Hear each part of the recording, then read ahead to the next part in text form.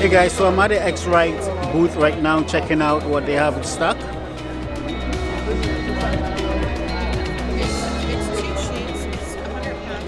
So what can you tell me about these devices? For those that doesn't know what the color calibration tool is, what can you tell me about that? Well, if you don't calibrate and profile your monitor, you have no idea if what you're seeing on your screen is actually what's in your file or not. So most monitors are designed to view web pages and videos and so forth, which means they're very bright, they're very contrasty, and they're a little bit blue. That is terrible for editing photos and video. So what you need to do is you need to have a device and software that allows you to make your monitor produce color as accurately as possible. Awesome, thank you. What about the color checker? I personally use both of them, this for video, for photos and that for video. But for those who don't know what the X-rite color checker passport is, what would you say about it? So the color checker passport has some very important targets. First of all, you have a white balance target, and that's designed for your JPEG workflow or for doing in-camera white balances when you're shooting video. You also have a gray card, which allows you to set your exposure by the gray card. You can actually look at your histogram on your DSLR or on your mirrorless camera, and you can set exposure and your balance, your neutral balance, by using this card. Now, if you take a picture of this card right here, this is called the Color Checker Classic. It's been in use since 1978, and it will allow you to make a custom profile for all your cameras and then do a custom white balance for your raw files. So no matter what light you're shooting in, you'll have the right color. Awesome, thank you. What about the color checker passport for video? For video, this is a specially formulated passport. This corresponds to your vector scopes in your editing software.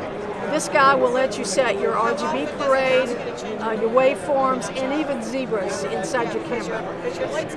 Thank you very much. You're most welcome. Okay. It comes with the 5 different cables, so you'd grab the one that's compatible with your camera. Yep. It also comes with the battery and the charging. Okay, and that's your typical 5D yeah, the battery? Canon 5D battery. So, okay, and that'll import directly into Lightroom, and correct. And exactly kind of like what we're seeing there. Yes, what you're seeing here. Yeah, Please change that photo. This is just capture one. I'll go up to the next So model. all of that. So it's Canadian dollars. It's usually $428. They're doing 10% off here at the show, so it saves you about $40. And they are taking pre-orders at the show, and they're scheduled to ship in December. Oh, it's not out So yet. if you're That's interested, but this is one of the few places that you can get it from. Okay. So this is the Air Direct.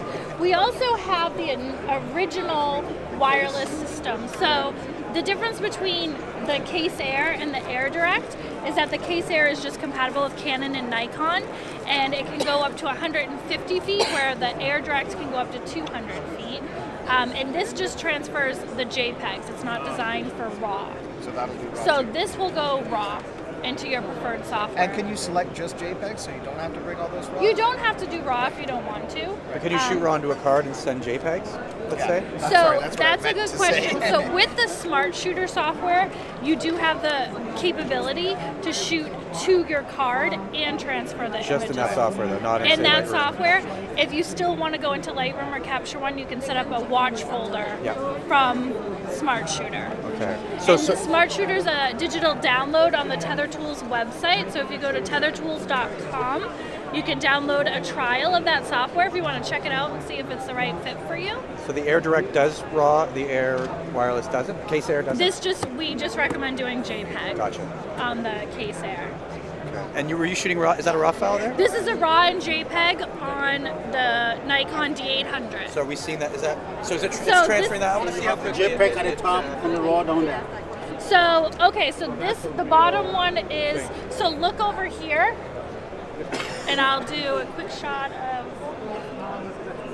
I haven't shot I just want to see it how yet. Okay, quickly I just shot it. JPEG. So the JPEG But at comes least over something comes up faster. first. Gotcha. Yeah, the JPEG does come up faster. Do you have a Lightroom setup you can switch over to, or no? Just Capture One? I just have Capture One. I do have Smart Shooter as well. I prefer to keep it onto one software because then I have to reconnect everything. Gotcha. And Okay. so I prefer to just show on Capture One. Capture One is faster than Lightroom. There's multiple components that go into shooting tethered because you have your camera, the file size from your camera. You also have what you're shooting to. So, for example, if you're going to an older iPad, it might be a little bit slower than the newer iPad. So, and then if you're shooting into Lightroom, it might be slower than going into Capture One. So sometimes it's the multiple components. So I say that depending on your setup, it can take 5 to 12 seconds for it to transfer. So I But see obviously, this did go faster than that. So I see that as a transmitter. But you see what does it look like? So that's a great question. You're welcome. So there is what we call the Air Direct Utility. So you do download this to the device you're tethering to, and it's kind of like a wireless cable. So your computer and your software will know to connect to that software. So you don't need a dongle on the PC No, side? you don't need a dongle. No dongle. Yeah. Thank you. Thank you. Say it was. So this is 428, and we're doing 10%. Awesome. So can you tell me how the setup works? Because I can see like a phone holder and a whole bunch of other adapters that's making it mount. This looks like a Nikon 50mm f1.4. Yeah, so this is the Padcaster Universe. This is designed to take any manual lens and convert it so that it mounts onto your mobile phone. What this is a rig that will hold your phone and then allow you to put a manual lens on it. So think of your old vintage style Nikons or your favorite lenses that you see cinematographers use, and you can adapt that now to your mobile phone, so you could get that picture digitally and then adjust it as you need to through post, or publish it to your website, or do what you need to do with it. It's a PL mount with the depth of field adapter, and then you would get your off-the-shelf adapter from the depth of field adapter to whatever lens that you want. So Canon, Sony, Nikon, Leica lenses as well will all be able to mount on this. It should be available in Q1 of 2020. Thank you. Yeah, no problem. Thank That you. looks like a